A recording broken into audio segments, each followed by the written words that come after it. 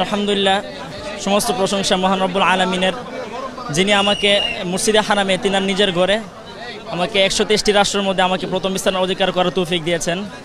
আমি সেই রবের কাছে কৃতজ্ঞতা আদায় করতে চাই এবং বাংলাদেশের 18 কোটি মানুষের দোয়াই আমার এই বিশ্বজয়ী করা সম্ভব হয়েছে বলে আমি মনে করি।